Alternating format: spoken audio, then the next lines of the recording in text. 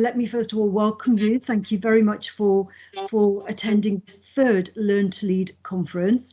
And the first question that popped into my mind, when we're talking about synthesis and how we make sense of, we make meaning of all these challenges that happen, is who do we blame when something like this happens? Do we just kind of like take it in our stride and think, well, this is just life, or do we kind of try and find a cause for this?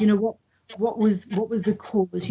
So again, it's that's an interesting question in itself. It's like when we think about why things happen, some people think there's always a reason for things happening, and other people think no, it's just, these are just simply coincidences and things happen. It's a complex kind of bundle of events, and things just magically happen. We don't need to make sense of everything. So the way we're going to work through this hour session is I've got about 6 questions that I'd like to discuss with you about synthesis, and these 6 questions are related to themes, very significant, important themes that I've discussed with each of you individually or in small group sessions, but not as a whole. And, maybe like the one to start off with is about the purpose of life. What is our purpose in life? And from the different kinds of education that we've received, how do we make sense of what is the purpose, even of this meeting? What is the purpose of this? Is there an underlying kind of significant purpose, or is this just a random event that's been organized and it's just, it doesn't really have tremendous meaning per se? So the way we will work is like, first of all, I will ask you to raise your hands if you have a particular comment to make, and the raise hand feature is right at the top of the screen. You just click when you've got a point, because that will help me. Yeah, thank you, Alan. I can't see you. Okay, thanks. Sorry. Okay. Yeah, if you could all raise your hands, and that way I will know that you all know where that feature is, that no one's kind of like waiting for me to call on them. So Chris, thank you, Binder, excellent, wonderful. So you all know where the raise hand feature is. And so what I will ask you to do is, first of all, just briefly say who you are, because not everyone in the room knows who you are. I know Alan and Chris know each other, but the Arvinder and Binder, I'm not sure if you know each other.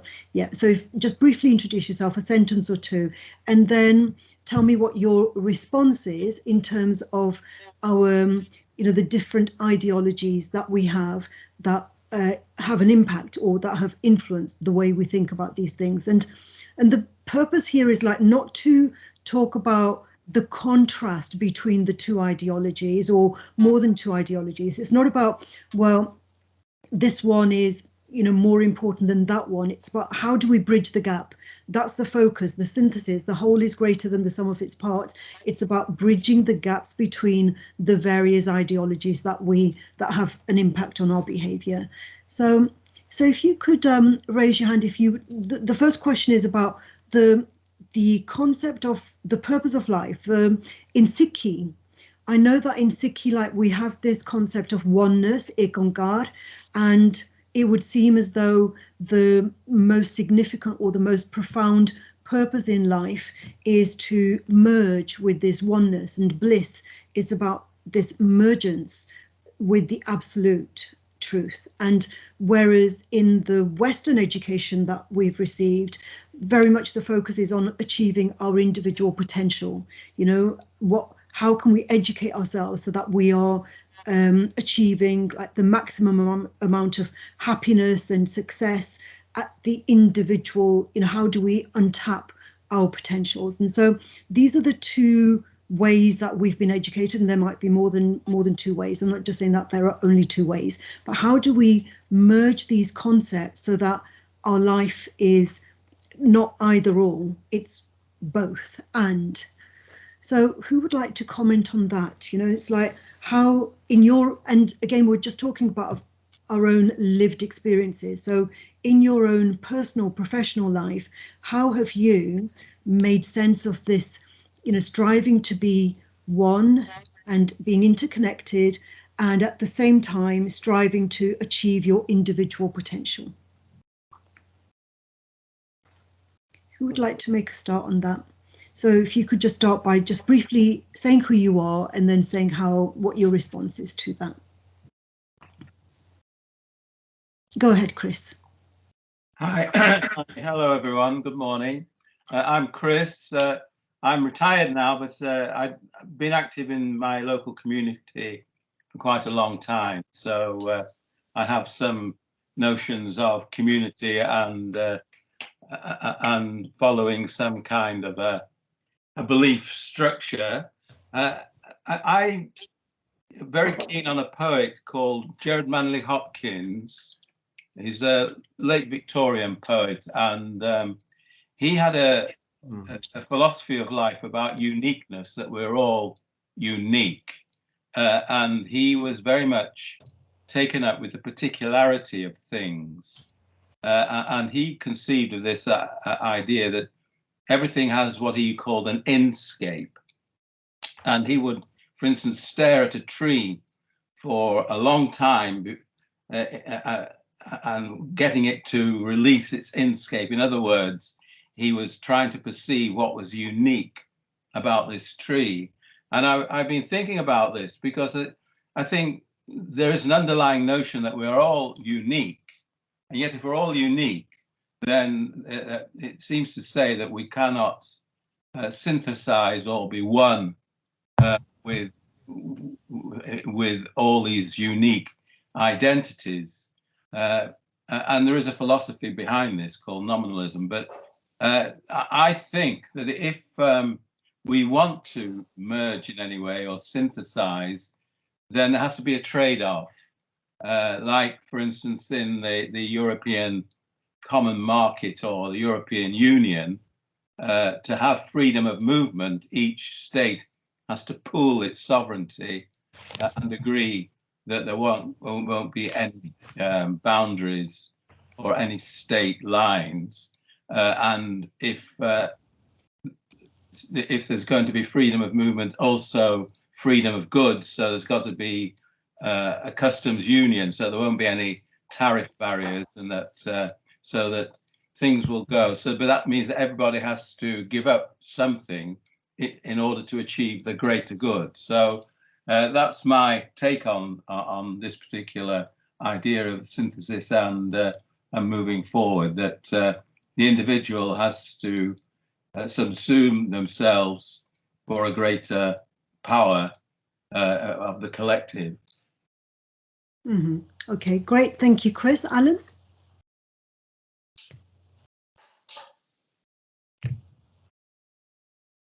I think you're on mute. Yes, you're on mute, Alan.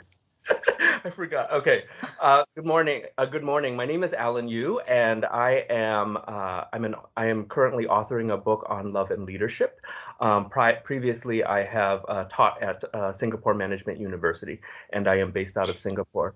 So I just kind of wanted to think. I was thinking about synthesis, and I feel there are two models of synthesis out there. The first model I want to talk about the Wright brothers and how they built the world's first plane. So this was what they did was they combined a lot of different ideas and technology. And one of the things that they did was they observed the wings of the bird and how it how the bird could warp its wings down and carry the plane, carry itself higher into the air. And then another thing that I learned about the Wright brothers a while back was that they owned a bicycle shop, and they were inspired by a guy who used bicycle technology to build a hang glider that could be controlled. And they had this insight that they didn't require stability, like you kind of just adjust. And they came up with a way to navigate the plane using bicycle technology. And then they built an engine with the help of some guy that was 180, it needed to be 180 pounds and carry 12 horsepower. So what we have here is an example of a form of synthesis where things can break down into parts, and they tested different aspects of it, to make the wings better and to help the the plane to fly. And that's a very reductionist perspective on synthesis. So when we think about community solutions and community problems, often, you'll go into the community, you'll get a plethora of ideas, and you combine different things. And if something isn't working, you can pinpoint what's not working and fix it. That's one aspect of synthesis. But the other aspect of synthesis that I think is very interesting is how we as human beings transform and how we grow as a community. The analogy of the plane is doesn't quite work here. And to help us understand, how we synthesize as human beings, I like to think of the example of cookies. If you think about the ingredients of cookies and how there are flour and butter and salt and various ingredients that come together to form a chocolate chip cookie. Okay, that's how I think of how it works at the human level and at the community level. So it's like I'm a cookie, and the people in my life that are in my life are like different ingredients. And when I think about love, what I think is, we form relationships with each other so that we can spiritually advance. And there are certain people in our lives that we are intrigued about. So, for example, I can say to Dr. Jesvir, I'm very moved, by Jesvir's way of thinking. And what moves me about her is maybe her cultural outlook, the history of thinking that went into creating her, and I'm inspired by that. But at the same time, it's like I can also see myself, and there's a part of her, there's a part of myself that I see in other people. And so that's why I think transformation works the way it does, is you can't just transform in isolation. You can't just improve, in the Western sense without the help of other people, because you are defined in opposition to other people. And so so I see a possibility for myself within, Jesvir. So Jesvir could be the flower in my life, for example, but it's like the reason why she's not apparent. She's part of this cookie. She's part of this essence that is me. But the reason why she's not apparent is because I have made her my own. Okay, I've made her part of my own. And certainly when people come into our lives and we transform like that, they're part of our history. It's non-reductionable. So it's like, let's just say somebody is a little salty, and we want a little bit less of that. You can't take the salt out of the cookie. It's now part of who we are. And if we want to change, we have to start over as people. So so what I want to say is, in order to bridge these two ways of thinking, there was Descartes, who said, I think, therefore I am. And I want to say, well, it's not exactly like that. It's more like I coexist, therefore I am. You play a role in making who I am as a person. Mm-hmm. Okay, thank you, Alan. And I really like that metaphor of the cookie, because that is, for me, it's a very clear way of explaining what we mean by synthesis, because, as you say, all the ingredients that go into making up that cookie, we can't take them apart. Once it's become the cookie, we can't extract the sugar, because it's merged with the flour now, or the butter. And so that's how we are as individuals. Once, because we grew up in one place, we were born in another place, and it's like all of those experiences, they have merged together. We can't isolate our experiences and say, I am this or I am that, because the whole is greater than the sum of its parts. Go ahead, Binder, you have your hand raised. Hi, my name is, excuse me, Binder Dotha. I was born into a Sikh family, and I've learned over the years about being a mum, being full-time working, and the spiritual side of things for me were discourses, listening to discourses and looking to understand, why are we here? So the journey that I've lived and been part of so far is exactly that, like actors on a stage. That's how I see myself. You know, we come and go across people, and we connect spiritually. Sometimes it's a connection that stays, and becomes an important part of that journey. At the same time, is how we live that life, and that moral aspect, and the Sikhism, the moral code of living. And community. Without a community, wherever you are, you can't, in my view, you can't make things, improve things, or understand different perspectives unless you're looking to learn as you go. So yeah, just like being a mum, there's no handbook. You have to live life and learn, and you learn from people around you. You know, you nurture your children as best you can, but you've got support networks that, and nowadays with technology, you know, it's such an amazing journey. You know, before growing up and going to school, you had to go to a reference library if you wanted to look something up, physically had to make that journey. Whereas now, you know, you can click into wherever you want to view information. There are options so widely available, and that importance of being able to continue that for the generations, I believe, you know, it's our duty to live our life morally, but also to see where we can improve things for the next generation. Okay, wonderful. Thank you very much. Aravinda? Yes, good morning, everyone. My name is Arvinda. I'm a degree apprentice at Queen Mary's, and I work for Scouts. I think the question is really good. I just want to go back on Alan's point, because when he was talking about the cookie analogy, one of the things I was sort of brainstorming in my brain was the idea of unity versus uniformity. I still haven't come to a conclusion of that, but I think the cookie analogy was really good. Coming back to the question, I think when it comes to, so I go to university, and you could say the sort of traditional route of education. Well, I live in the UK, so in the UK, it's quite linear. So if, for example, you go primary school, secondary school, sixth form or college, and then university, unless you're making the sort of effort yourself to explore different routes, i.e. like different work experiences, internships or day fairs or whatnot, essentially just a straight line.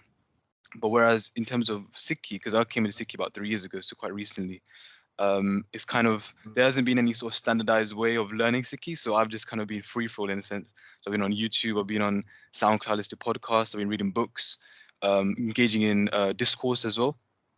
So the two are very sort of, from my personal perspective, are very sort of different dynamics. And I think because I've had that sort of freedom to explore different realms, I've kind of engaged with it more, and I found it kind of, in a sense, found my calling in Sikhi. Like I love Sikh history, and I've just kind of been developing that since. So yeah. Okay, wonderful. Thank you. So let me move on to the next question, which let's talk about love, because that's what Alan is focusing his research on. And with Sikhi, the focus is very much on embracing an extended family. You know, the larger we have a cohesive family, that is where our strength lies. It's like in terms of status in the community, the person who has, you know, a marriage and they've got 700 or, you know, 1,000 people invited, strong relationships, their status is higher than someone who only has a handful of people, because that's the so it's not so much to do with like the luxury and whatever, but it's to do with the relationships. Whereas in the Western tradition, inviting a handful of people and you know, and setting the wedding in a luxurious location, that might seem to be of higher status than the number of people invited, you see. So that we have a different kind of focus. One focus is on nuclear family, very close, very strong relationships with a few people, as opposed to stronger relationships with a large number of people. And so how do we juggle these two? You know, because we live in homes where it's normal for every member of the family to have a bedroom each, whereas, you know, in the Punjab, that is not the norm. You don't you don't build houses that way where everyone has to have their own room. It's like sometimes the living room is the bedroom, is the kitchen, is the dining room. So space is not categorized in that way, and people, there isn't this sense of privacy in terms of like, oh well, this is my room. You're not allowed to enter this room without knocking. And so that's again to do with embracing a larger number of people as being part of that intimate family. So how do we, living in the world that we do, how do we juggle these ideologies where we make sense of the importance of strong relationships with a few people, and at the same time strong relationships with many people? Who would like to talk about that?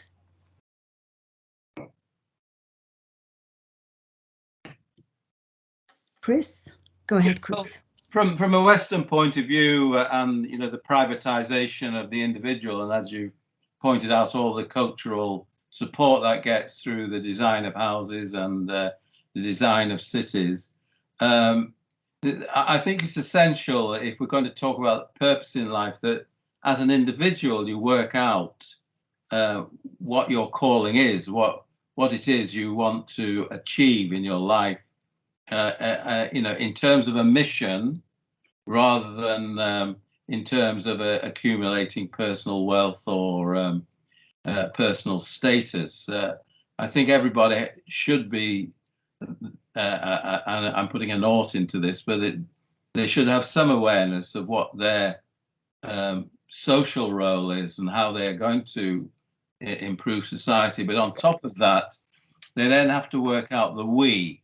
Who it is that you as an individual, if you want to achieve a higher purpose, who is the we that you belong to in order to achieve this higher purpose? So, I mean, from what you've said, that you could be, say, belonging to the Sikh community, and you follow their ways of improving the world. Or you may be a socialist or even a nationalist, but it's up to you to work out where you are in that sort of social constellation. Okay, thank you, Chris. Binder? Just on the labelling, I've gone through life and my labels changed. I was classed as other on a checklist, black or white, or are you other, when you filled out questionnaires. And then it went to, okay, what's your origin? Is it Asian? So then I realized, actually, yeah, I need to put Asian down on these forms. And now where are we? We're Asian British, so we can label things as much as we want to, as we enter different environments. That's where we come to realize, the connections that either stay and stick, or the connections that become less so. So for myself, in terms of the sacrifices that my family made to make a living, to bring me up in this country. I was born here myself. My mum and dad are from India, and my dad came from the Pakistan part of India now. So they had a duty, a sense of that sacrifice they made. So my sacrifice, or my duty, I see, is to repay that in some way. So bring more education and understanding that family values, are to learn from, to have that root like a tree. The tree's roots are what makes us. And if we can have a comfortable background in terms of being happy in our childhood, or being able to bring confidence to others to say, actually, we'd like to share that, and as a community, yes, I think still in India, there is change happening. Not saying it's not happening, but on the western and the eastern side of things, the mishmash that we are, I believe, I feel I'm a mishmash of everything. yeah, I think unconsciously we are sort of driving to living alone, and having that independence because of the education piece. You're sent to university, you go and cook and clean for yourself, and you manage yourself. So I don't think it's a bad thing at all that you've got a mix, because then you've got the foundation and you've got the independence, because next generation are going to need a bit of everything anyway. Yes, because the next generation will be very different to the current generation because they will have had different life experiences. Go ahead, Alan. Sure, thank you.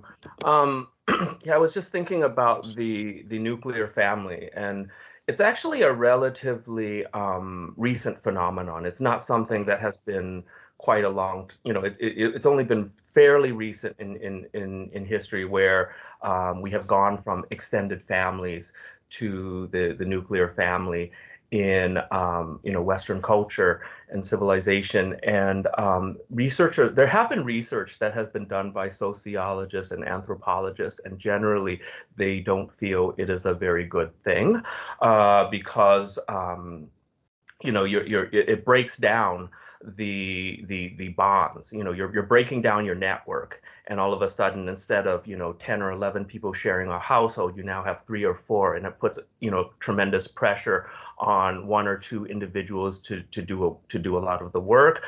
It creates a sense of fear. It's not exactly financially feasible. I know when I was growing up, we talked about the American dream. And I know so the American dream, just in case it's not clear, it's like, what we're taught to idealize when we're little is, imagine, saving up all your money and you can get a 2-story house with 4 bedrooms, 2-car garage. You get a college education, and you can get all that. And we were promised that. But many of us, are finding that that's actually very difficult to achieve.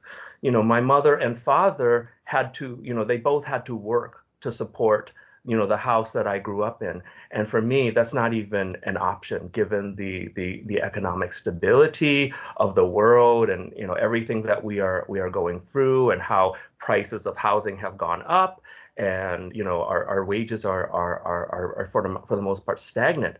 But like Bart Simpson, if you ever watched that cartoon, like Homer Simpson is he has a high school degree, or I don't even think he finished high school, and then his wife stays at home, and they're able to save for a house. But that's really not possible anymore. And for many of us, this nuclear family, it creates a lot of pressure. It creates a lot of fear. We also live in a patriarchal system. It just creates a situation where the woman is going to put more. She's going to rely on her husband a lot more, and that it's not good in terms of our social progress. And often what happens, is we have to, often, I don't know if you've ever been in a situation like this where you had a really good friend, and then they get married, and then they spend all their time with their husband, and then your relationship diminishes because they don't have the time. They have to prioritize their significant other. And it stops it stops they don't have the time and the ability to expand their their network of relationships. That's how we spread love. We expand ourselves. We grow ourselves through sharing kindness and love with each other. The nuclear family in many ways is very problematic in the way that it creates it creates so much fear in different families, and it's not good for women, and it stops us from expanding, because we're so concerned about our limited resources. And and we live in a world that is exponentially growing. So there's going to be more and more and more people in this world, and less resources for each one of us. We cannot the status quo of the nuclear family, it's just not sustainable, and eventually we're going to have to go back to extended family networks for us to survive and to even thrive. Yeah, that's interesting. That's interesting. I won't comment because I'm sure Arvinder's got a comment on that. Go ahead. Yeah. Arvinder. I think it's a very interesting point of conversation. I think on the topic of the family nucleus, I think different perspectives as well and different expectations. Like, for example, my parents' definition of success would be different to what my grandparents would have thought would be success, or what I think is success. So there's a level of expectation from different sort of parties in the family, but also different ways of doing things. Like, for example, technology is a big one, right? Because I've kind of grown up in the age of technology. My parents, they know how to use it to some extent, but my grandparents are completely obsolete to it. They have no idea how to use technology, and they require help and such. And obviously, my granddad gets quite upset when everything is like online, can't go to the bank, can't do this and that. So there's definitely a lot of division in that sense. But yeah, I thought I'd just make that observation. Yes, and also people of your generation, Arvinder, you know, in a way, like what Alan was saying, there will be less option for you to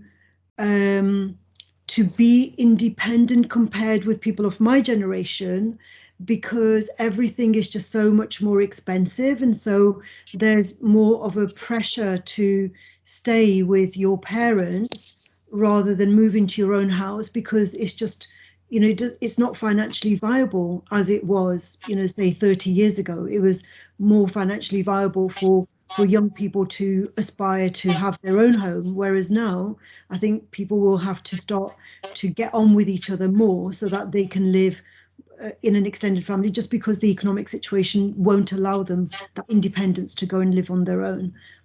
Go ahead, Binder. Yeah, I was just going to add to, you know, what Alan was saying, actually. As a volunteer, I volunteer for the NHS Responders Royal Voluntary Service, and I also work for a financial institution. You know, that the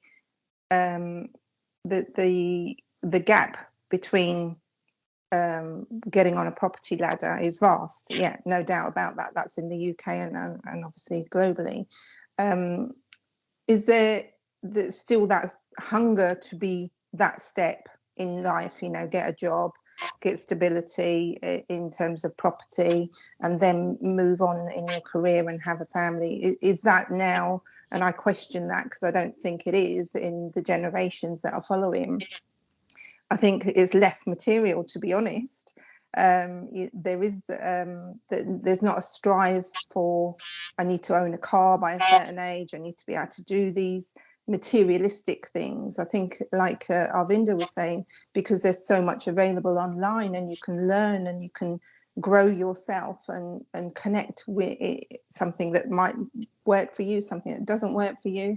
So I think, yeah, I just think, from the people that I've been speaking to on these check-in and chat calls, they've lived full lives, but they're on their own, and these people are missing that company, and just to be able to speak to someone about themselves, you know, that connection is something that we need to bring back, and it is being brought back.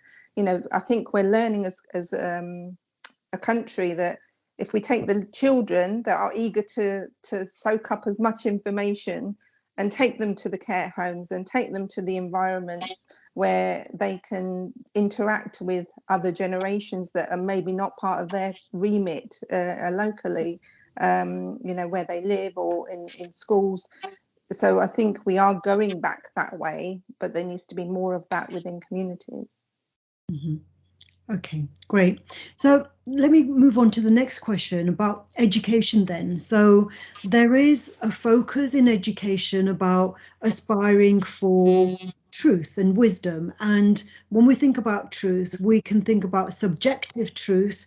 And, you know, in Sikhi, we lean towards that subjective truth, because we're taught that all paths lead to the same God, for example, you know, so that it doesn't really make that much difference which path we follow, as long as we follow it wholeheartedly and sincerely. So there is, you know, that leaning towards subjective truth, you know, that it's to do with our interpretations. And then we have the other ideology, or another ideology, which is about focusing on objective truth, that there is an absolute truth, and either you follow the path of righteousness, either you're on the right path or you're not on the right path.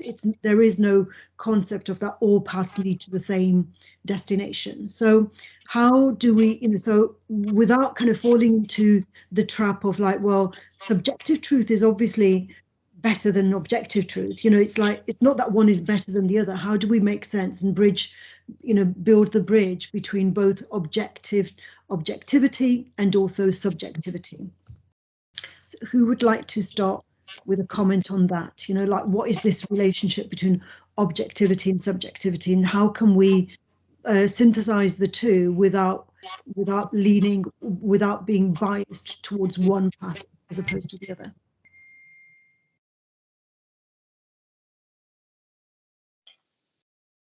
So, Binder?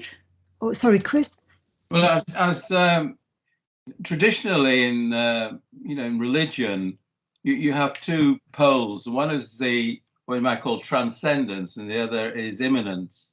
So it's the truth that's within, and also the truth that's out there. So you can have a transcendent God, but also a God who is from within, and the tends in very. I think for say.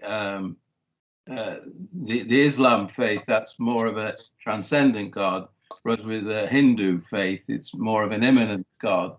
But it's these two. This is a tension that's always there, in the widest sphere of philosophy and theology. But in terms of human terms, I think objective truth has to have a certain subjectivity to it, in that it can only be what everybody agrees is the truth, rather than someone just saying, this is what, I think that the moon is made out of green cheese. You have a common agreement that everybody pulls their subjectivity and says, no, this is the evidence from yardsticks that we all agree are measures, and so it has to be a social agreement, I think.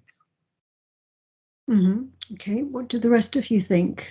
Is it to do with social agreement? Is it constructed? Is truth constructed, or is there an absolute truth which is beyond our imagination? And I know, like in Sikhi, there we do talk about truth being, transcendent, as Chris talks about, that we can't really verbalize it. It can be symbolic rather than factual. Go ahead, Alan. Yeah, thank you. For me, I'm not sure if there is objective truth, to be quite honest. I know that when I went through doctoral studies and we had to study research, we studied qualitative and quantitative research, and, quantitative, presumes that there is objective reality, and then qualitative is really focused on how people make meanings. I do believe that I believe it's really impossible to see the world objectively, because how we interpret the world is, number one, is that it is filtered through our language, which is a human construct, and your language gives you access to all of your thoughts. And if it didn't give you access to a certain thinking, well, another language does. In some ways, your language will speak for you. We also interpret the world based on, we look at the world based on our experiences. Certain things happen in our past, and it creates certain biases and certain understandings. So that's what I would would like to start off in saying. But I also believe, we live in something called a post-truth era, where you see situations where information is, people are just being lied to.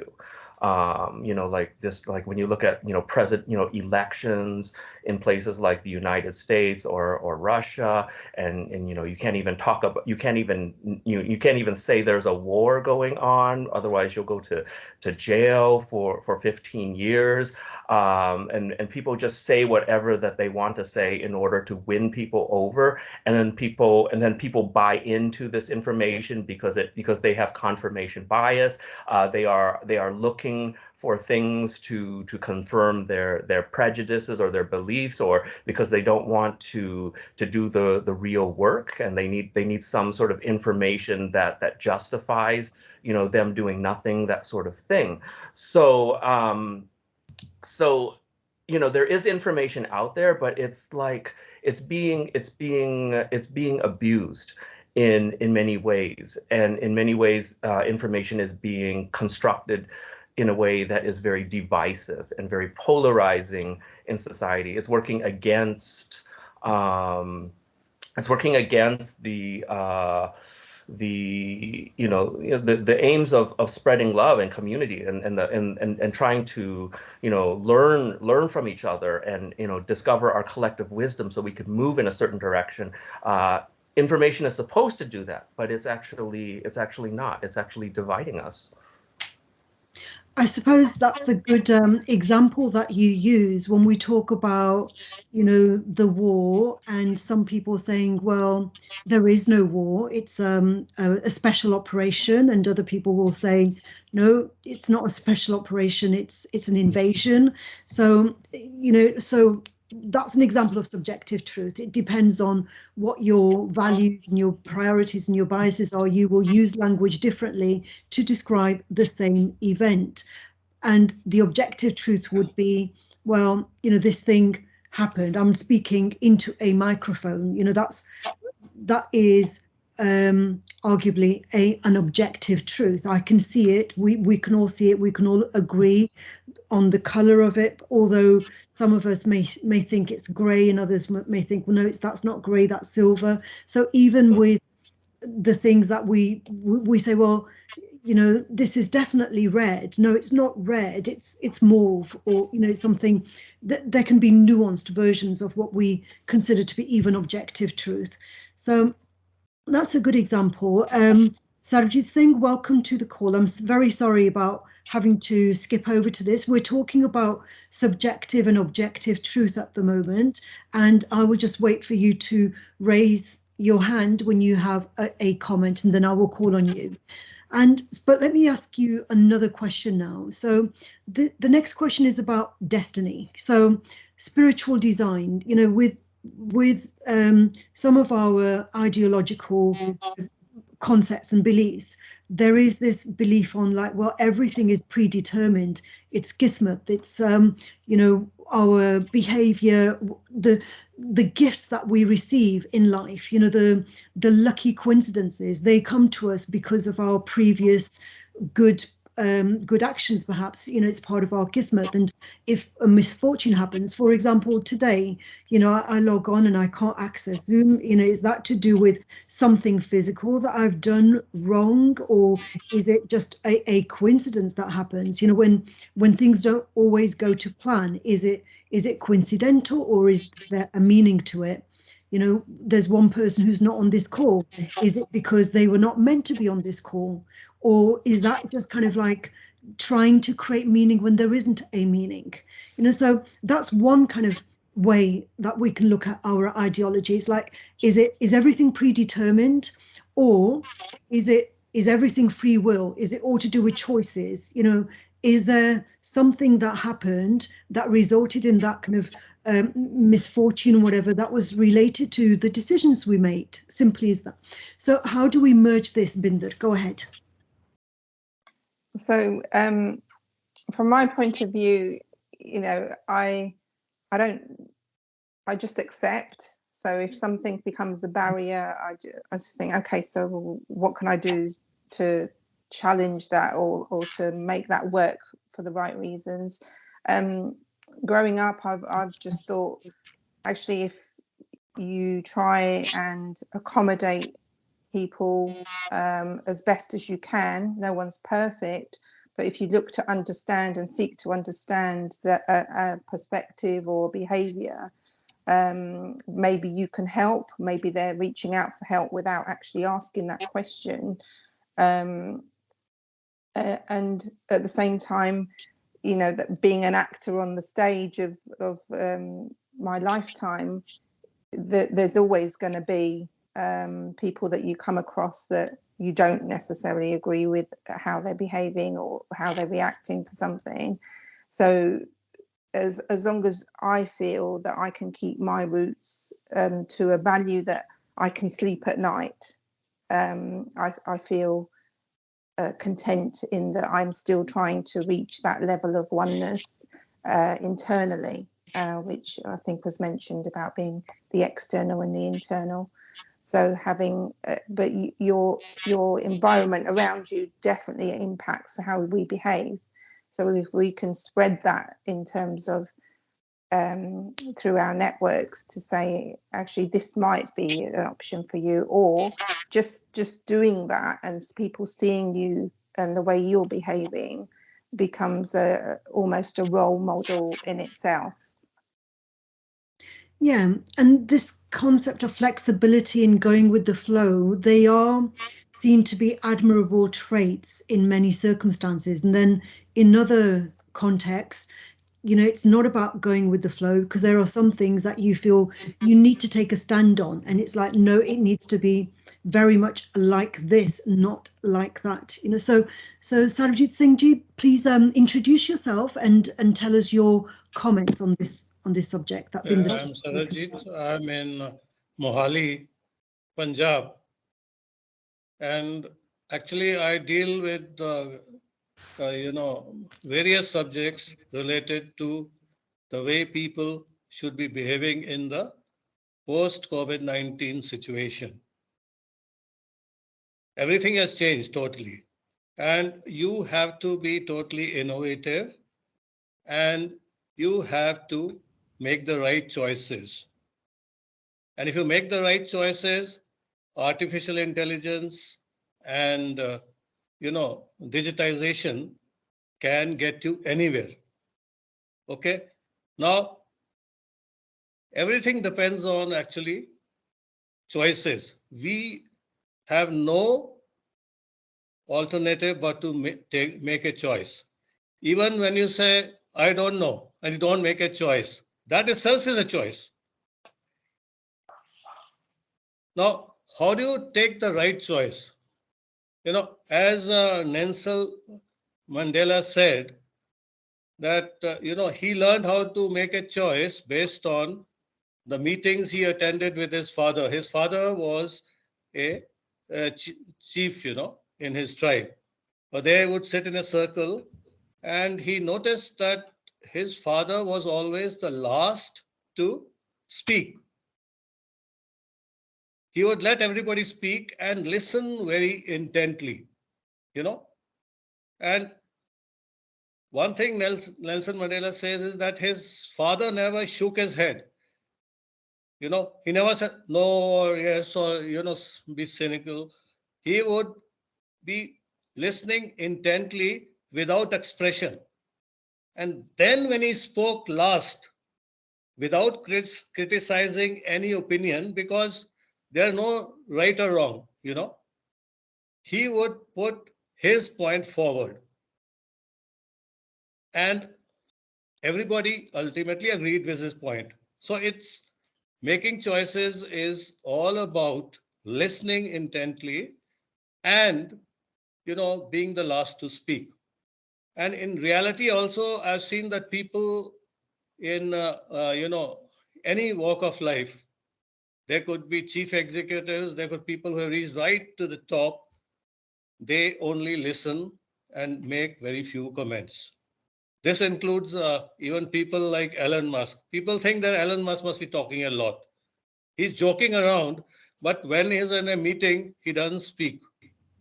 He listens to everybody and then takes a decision. Okay, you said this, I agree with you. Now go ahead and give me your plan by within 1 hour, what you're going to do, and I'll go along with it.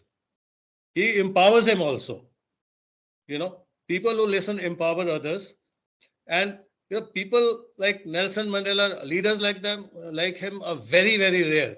Political leaders are never really, appreciated by others, but he happens to be one of the very few leaders who was always appreciated. I would say the same thing about Mahatma Gandhi. He always listened, kept on listening, listening, listening. There's nothing spectacular about him. He didn't say that I am a, uh, barrister at law from London, things like that. Nobody even knew whether he was a barrister. People thought he's just an ordinary person. What is this old man who's, hardly 5 foot and weighs 47 kgs? He's all skin and bones. He can't do anything. But he just listen. And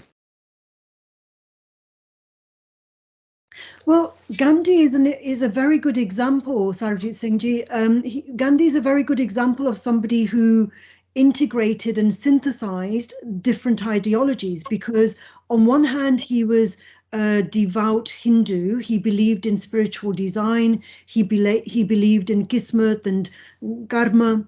And on the other hand, he took a stand. He made choices, he made decisions, and it was like, we're not going to buy this textile, we're going to buy cotton instead. And so that was definitely, it was there was a lot of power in those choices made. It's like, we're going to buy locally produced cotton and locally kind of produced material, as opposed to material that's cotton that's exported and then re-imported again. So, and Nelson Mandela is also an example, a very good example of somebody who synthesized, because I remember him saying that he learned how to understand white people when he was in prison, because that period of like 25 years when he was in prison, he was able to listen, to observe, and to know how the people that he considered to be the other previously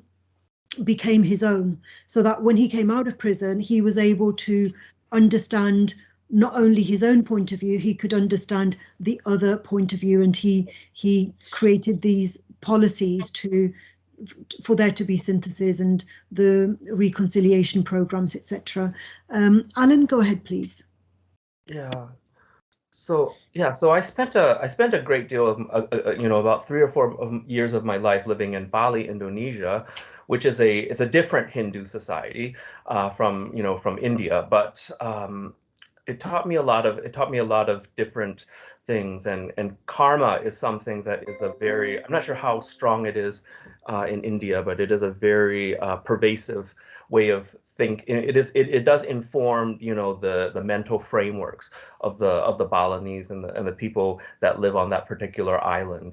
And they definitely, if you leave your stuff out, nobody is going to steal your things, because they know that there is a consequence that will happen. They know that something is going to happen if they were to attempt to do that. So, and what I really loved about being in Bali was the way people reflect all the time, and they're always asking why. And I think what I learned from there is, if you reflect, you'll recognize that there was something about what you did that did relate to what happened to you. So, for example, I was scammed, and part of why that happened was because I demonstrated pity, I demonstrated sympathy, and then upon reflecting on that, I realized that's not love at all. Love is not pity. Love is not sympathy. Love can actually be ruthless. It doesn't mean that love cannot be compassionate, but you don't have to burn yourself to help others. So what I do feel is that, yes, you do, that what you do and what happens to you, it is connected through your own thinking. The energy that you put into the system will affect some of the things that happen to you. and how you choose to respond to certain things. Do you get angry? Do you get upset? Are you adding to the karma? You know, are you making yourself suffer way more than you deserve to be suffering? These are things that I definitely believe that we should think about. So yes, it is if I were to just pull this back into synthesis, yes, there is a connection. There are a series of cause and effects because we are part of a system, but at the same time, those cause and effects, are somewhat controlled by the choices that we make. Okay, my final question now is about what we eat. You know, that's fundamental. You know, that there is this thing like what you eat is what you are. And I think that all of us have had to synthesize our concept of what is good food to eat. And with Sikhi, there's a focus on vegetarianism, whereas those of us who live in the West, the focus is very much on variety is important, and that to have a healthy diet, we should be eating a variety. So Sarabjit Singh Ji, what's your take on that? You know, so in terms of what we eat and, you know, thinking about the kind of illnesses that people get very, very often related to what they eat. How do we synthesize and make sense of our diet in a way that is in alignment with good health in the modern age? Okay. Actually, I would relate this to Sikhi.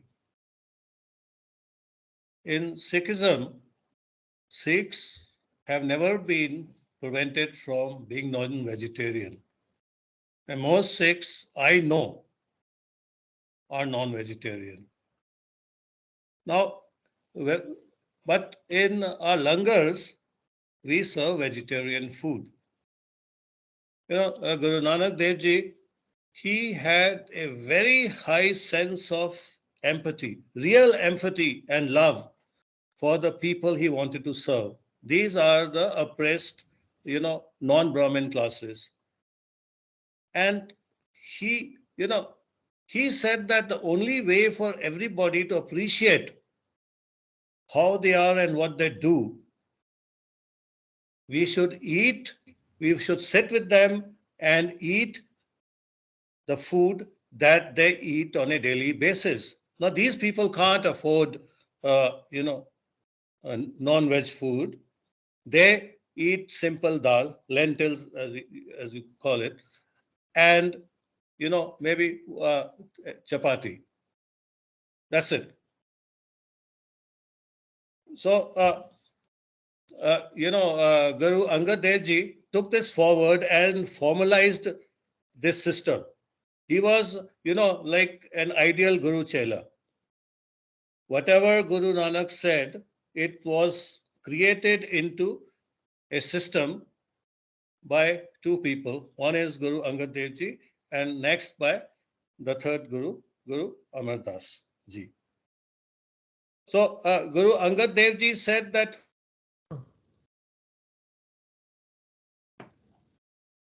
we eat food together, sitting together. Now, when somebody comes to meet us, any person who comes to meet us must be fed. And we here eat simple food because that's what we are growing here. We are not killing animals and things like that. And we will serve the same food, but they must come and sit with us. Later, Guru Amar Das went even further. He is the most remarkable Guru who ever lived, according to me. Everything that original Sikhi contains can be attributed to him. You know, it is said that when Emperor Akbar came to see him, because he had heard of him, and the emperor had formed his own religion equivalent to Sikhism, Deen Ilahi. And he wanted to see, okay, this person seems to be doing exactly what I am doing. Let me go and exchange ideas. When you do something, like Guru Nanak Dev Ji, when he went all around, he's only exchanging ideas with people. How should I help you, the people I want to help. So Akbar, the same way he went to meet the Guru, but the Guru did not let him enter the convocation. He was sitting with some people. Let's call it a convocation. Later on, we've been calling what happens with our Gurus a darbar. Sarabjit Singh ji, Sarabjit Singh ji, so just Akbar actually was forced to. He had no alternative. He had to go and sit with the ordinary, poor people, eat there. Then he came to see Guru Amar Das, and it is said that he gave the land where this golden temple was built. Okay, I'm going to have to stop you there, Sarabjit Singh ji, because I'm conscious of the time, and I know Binder needs to say something as well. And then I'm just going to ask everyone to just say. Everybody wants to participate. Yeah. Okay. So go ahead, Binder. You're on mute. Yeah, you're on mute, Binder. You're on mute. Thank you. Thank you. So just very quickly, I think, in my opinion, we've come full circle. Growing up in the UK in the 70s, there wasn't any vegetarian options, and I'd come from background of being vegetarian. I didn't know anything else. So when I used to get questioned, oh, is that your religion? I didn't know how to answer that, because I was brought up as a vegetarian. So I just said yes, because I didn't really know about it. And then as the generations and the decades have passed, where are we now? You can go into any vegan cafe, or you can go and find a vegetarian meal.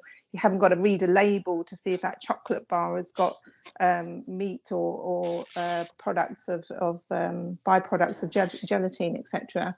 So and Guru Hari Ji just sums it up for me in terms of environmental and being kind to nature, and actually the benefits to our health.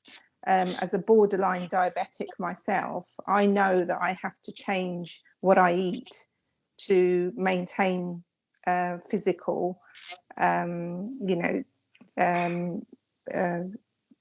physical well-being as well as mental well-being. So I think it's come full circle for me. Okay, brilliant. Well, thank you very much. Arvinda, Alan and Chris, do you have any final points before we end our discussion today? Well, if we're just talking about food and the question that was raised, if you talk to a medical trained person, they say, well, food, healthy eating is simple. You intake food as energy, and then you expel food as energy. And if you can keep the two in balance, then you lead a healthy life. What they miss out is the point that was made earlier, that food is about sharing. It's we don't just eat singly. Food is there when we want to celebrate a wedding, celebrate a success, and we use it as a communal thing.